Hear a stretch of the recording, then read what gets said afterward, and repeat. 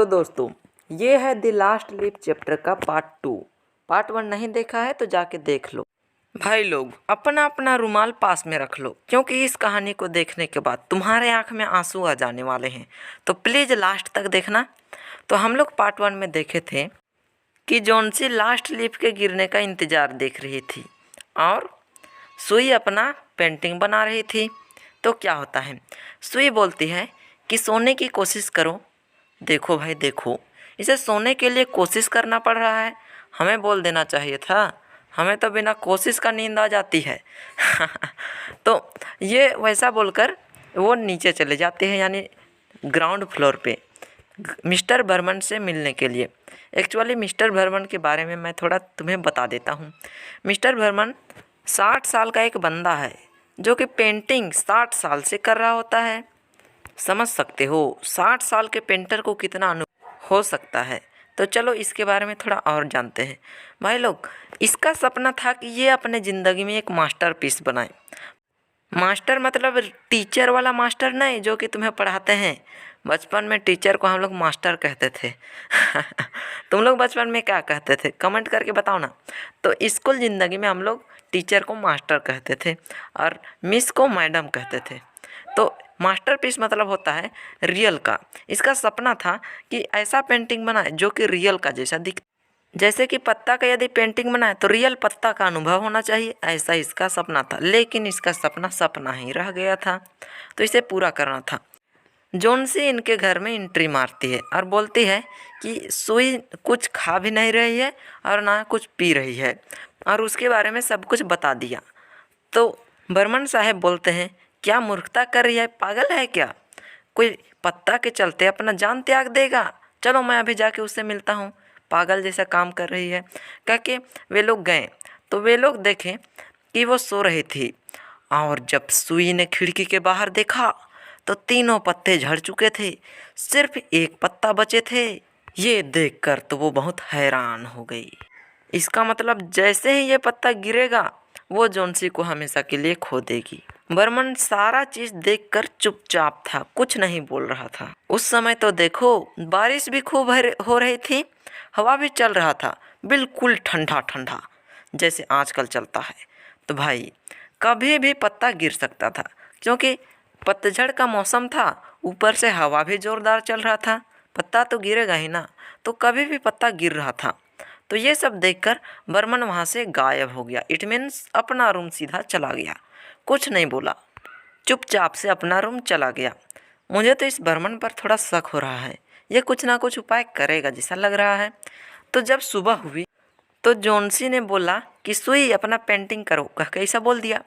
सुई तो ये देखकर हैरान रह गई कि आज ये पेंटिंग के बारे में बात क्यों कर रहा है। उसके बाद जॉन्सी ने खिड़की के बाहर देखा तो लास्ट लीफ सिर्फ बचा हुआ था, और वो खूब हरा भरा था, बिल्कुल इस पत्ते की तरह, एकदम हेल्दी, खूब हरा भरा। जॉन्सी ने देखा कि पत्ता तो हरा भरा है और खूब हेल्दी भी लग रहा है, और सोचने की बात तो ये है कि अभी तक ये गिरा भी नहीं। जॉन्सी कहने लगी कि मैं तो सोच रही थी कि ये पत्ता रात को ही गिर चुका होगा, क्योंकि रात के हवाओं को तो मैं महसूस कर रही थी, यानी रात को जैसा हवा चल रहा था, जितना ज़ोर से हवा चल रहा था उसे मैं महसूस कर पा रही थी। खैर कल नहीं गिरा तो क्या, आज गिर जाएगा। जब पत्ता गिरेगा और मैं मर जाऊंगी, और मैं 100% गारंटी देती हूँ कि आज ये पत्ता ज़रूर गिरेगा और मैं आज ज़रूर मरूँ। जॉन्सी बोलने लगी तो सुई ने बोला, नहीं नहीं, तुम नहीं मरोगी, तुम मेरे लिए ज़िंदा रहोगी। यदि तुम मर जाओगे तो मेरा क्या होगा, मैं अकेले क्या करूँगी? तुम्हें मेरे लिए ज़रूर ज़िंदा रहना होगा। ऐसा कह के सुई बोलने लगी, लेकिन फिर भी जॉन्सी हल्का सा मुस्कुरा कर अपना आँख बंद कर लेती है और फिर दिन भर देखते रहती है कि कब ये लास्ट लीफ गिरेगा और मैं मरूंगी। ऐसा कह के देखते रहती है, बीच बीच में देखते रहती है। देखते देखते देखते देखते शाम हो गया, और शाम को हवाएं भी बहुत तेज़ चलने लगी। वो देखते रह गई कि पत्ता कब गिरेगा और कब मैं मरूंगी। देखो भाई, ये सुई का तो पता नहीं, बट ये जॉन्सी बड़ा बेवकूफ़ है। लोग जीने के लिए कामना करते हैं तो ये मरने के लिए कामना करती है।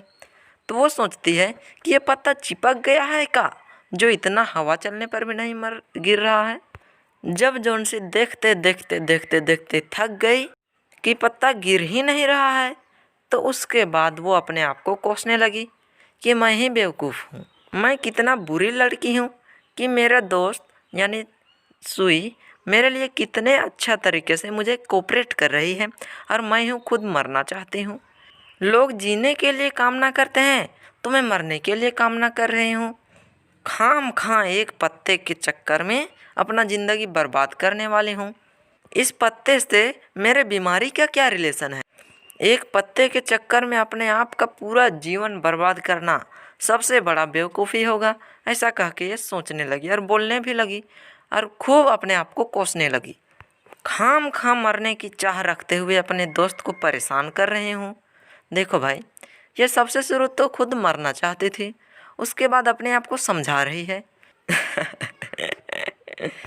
मुझे लगता है इसका दिमाग का बत्ती गुल हो गया था, वो अब वापस आ जा रहा है। आइवी प्लांट के पत्ते में ही गुल हो गया था, अब वो झड़ने लगा है तो वापस आ रहा है इसका दिमाग।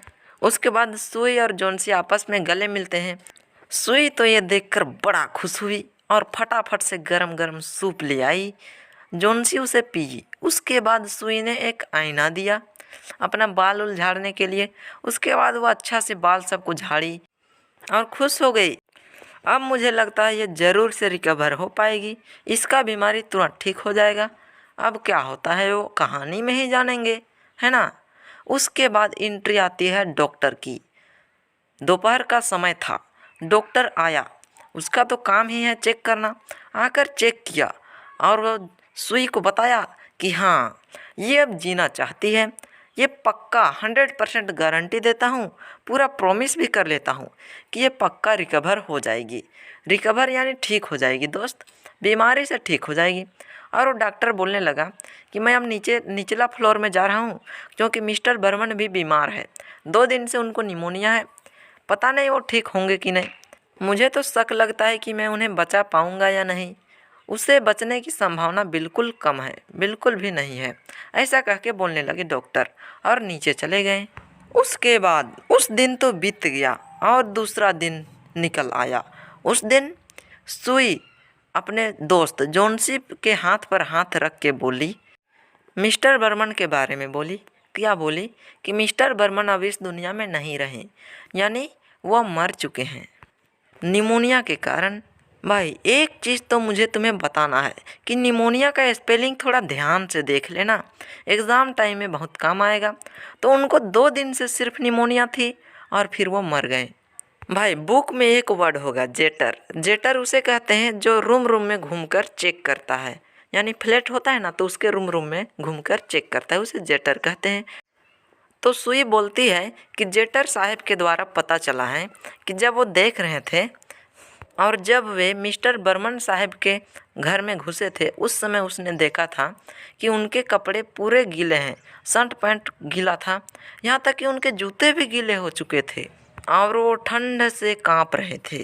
काँपना मतलब समझते हो ना भाई, ठंडा दिन में सुबह सुबह जो तुम्हारा हाथ पैर हिलता है उसे काँपना कहते हैं। और उसके बेड के बगल में एक सीढ़ी थी और एक जलता हुआ लालटेन पड़ा हुआ था। और क्या क्या था, और बहुत कुछ था दोस्त। उनके बेड के सामने कुछ पेंट ब्रश भी थे। पेंट ब्रश समझते हो ना, जिससे आर्टिस्ट लोग अपना पेंट बनाते हैं। तो पेंट ब्रश थे और साथ में कुछ पीला हरा कलर था, यानी पीला और हरा रंग था। इतना चीज़ उसके बेड के सामने था।